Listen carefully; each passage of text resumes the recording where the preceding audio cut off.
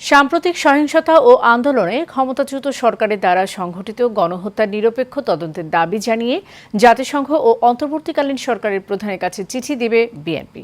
সন্ধ্যায় গুলশানে BNP chairperson Khaleda জিয়ার কার্যালয়ে এক সংবাদ সম্মেলনে এই দাবি জানান তিনি। বিস্তারিত মঞ্চলের নামের রিপোর্টে।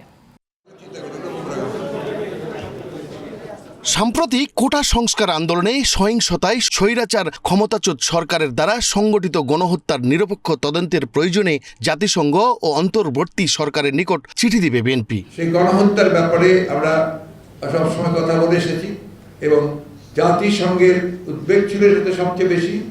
আমরা সিদ্ধান্ত নিয়েছি যে জাতিসংঘের কাছে আমরা এই বিষয়ে একটা নিরপেক্ষ তদন্ত চেয়ে আমরা চিঠি পাঠাবো।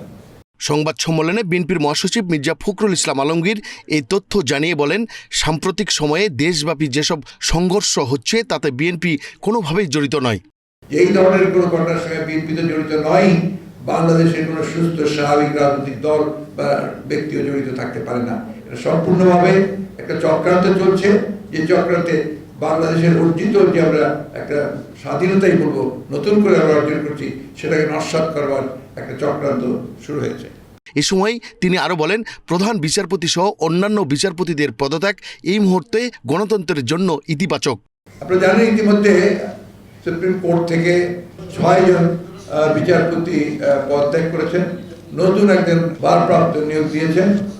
এটা আমরা মনে করি যে গণতন্ত্রের জন্য এটাও একটা অত্যন্ত সুখবর। সংখ্যালঘুদের নিয়ে কিছু গণমাধ্যম বিভ্রান্তিমূলক সংবাদ প্রচার করছে এমন অভিযোগ করে সংবাদ সম্মেলনে এরও নিন্দা জানান মির্জা ফখরুল।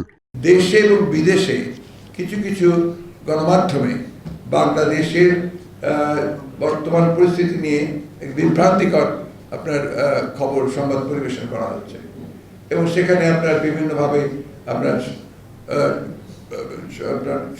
সংখ্যালঘু সম্প্রদায়ের উপরে আক্রমণ, জনগণের আপনার আইন শৃঙ্খলা পরিস্থিতির অবনতি, এই সমস্ত বিষয়গুলো তুলে ধরছে, যা আমরা মনে করি যে একেবারেই সঠিক নয়।